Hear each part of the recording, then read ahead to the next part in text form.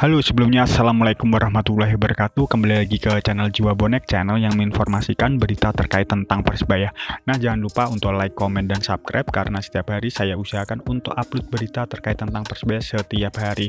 Nah, berita hari ini datang dari pemain asing Persebaya yang didatangkan hampir setiap tahun yang punya pengalaman bermain di Liga Indonesia. Tapi selama ini Persebaya terbilang sukses dalam mendatangkan setiap pemain baru di bursa transfer. Nah, kabarnya seperti ini. Persebaya Surabaya dinilai sebagai salah satu tim yang berhasil melahirkan sederet pemain asing hebat. Bahkan dalam beberapa tahun ini, pemain asing Persebaya selalu mencuri perhatian. Tim berjuluk Bajul Ijo itu diketahui sebagai tim yang tak takut mendatangkan pemain baru yang belum pernah main di Indonesia. Mereka memiliki catatan pernah diperkuat pemain-pemain asing dari Eropa, Afrika, Asia Timur, Amerika Selatan, hingga Australia. Sejak diperbolehkannya menggunakan pemain asing tahun 95. Namun beberapa tahun ini Persebaya yang benar-benar dinilai sukses mendatangkan pemain asing. Setelah sukses berpromosi ke Liga 1 2018, Persebaya pun langsung mendatangkan pemain asing. Tim kebanggaan bonek itu langsung mendatangkan 3 pemain asing, yaitu Otavio Dutra, Robertino Pugliara, serta David da Silva. Pemain baru tersebut tampil luar biasa meski baru bermain di Liga Indonesia kala itu, terutama untuk David da Silva. Pemain asal Brasil ini tampil luar biasa bersama Persebaya. Pada musim pertamanya bersama Persebaya, David da Silva langsung mengumpulkan 20 gol dari 23 pertandingan yang telah dilakoninya. Meski pernah memutuskan untuk angkat kaki dari Persebaya dan memilih gabung Pohang Steelers, ia akhirnya memutuskan kembali bergabung ke Persebaya pada putaran kedua Liga 1 2019. Di tahun 2019, setelah Persebaya resmi ditukangi Aji Santoso, Persebaya masih mengandalkan beberapa nama pemain asing yang sebelumnya seperti David da Silva.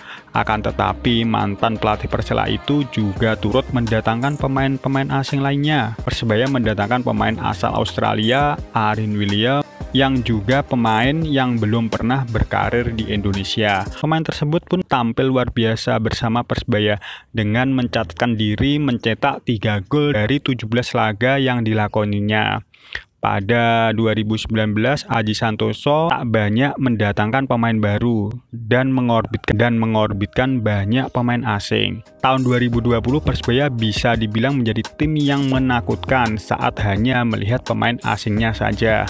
Kala itu, Persebaya yang baru hanya tampil di Piala Gubernur Jatim sudah menunjukkan betapa garangnya mereka. Skuad Bajul Ijo itu dengan mudah keluar sebagai juara kompetisi pramusim Piala Gubernur Jatim 2020. Saat itu Aji Santoso mengandalkan 4 pemain asing, yakni Aaron Williams, David da Silva, Mahmud Eid, serta Makan Konate. Dari 4 pemain asing tersebut, nama Mahmud Eid menjadi salah satu pemain yang baru berkarir di sepak bola Indonesia. Tapi siapa sangka Mahmud Eid tampil luar biasa dan sukses mencuri perhatian pecinta sepak bola Indonesia. Bahkan diyakini Persebaya bakal tampil garang pada musim tersebut. Sayangnya Liga 1 2020 ditiadakan. Setelah gagal garang di 2020, Aji Santoso membuat gebrakan. Pada musim 2021-2022, Aji memilih mendatangkan semua pemain asing baru daripada memakai pemain-pemain lamanya. Pada Liga 2021-2022 ini, lagi-lagi 4 pemain Persebaya mencuri perhatian dengan penampilan mereka. Semua pemain asing yang baru berkarir di Liga Indonesia, yaitu Jose Wilson, yang langsung memberikan kejutan saat tampil di Liga 1. Penyerang tersebut sudah mencetak 6 gol dari 13 laga yang dilakoninya.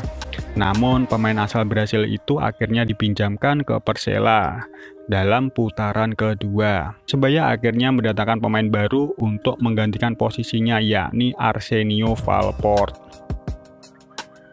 Tetapi untuk penampilannya belum diketahui banyak karena Valpot baru debut sebagai pengganti saat Persebaya lawan PSM dan Bali United. Bukan hanya mereka yang mencuri perhatian kali ini, tetapi 3 pemain asing lainnya juga mencuri perhatian, yakni Ali Cisse, Bruno Moreira, serta Taisei Marukawa.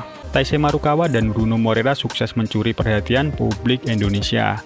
Bagaimana tidak, mereka tampil luar biasa setiap pertandingan dan hampir selalu mencetak gol. Taisei Marukawa mencatatkan dirinya setelah mencetak 10 gol dari 18 laga yang dilakoninya. Pemain asal Jepang ini salah satu pemain paling mencuri perhatian. Sementara untuk Bruno Moreira sudah mencetak 4 gol dari 15 pertandingan. Jadi di sini Persebaya memang ya benar-benar jeli lah dalam pemilihan opo meneh.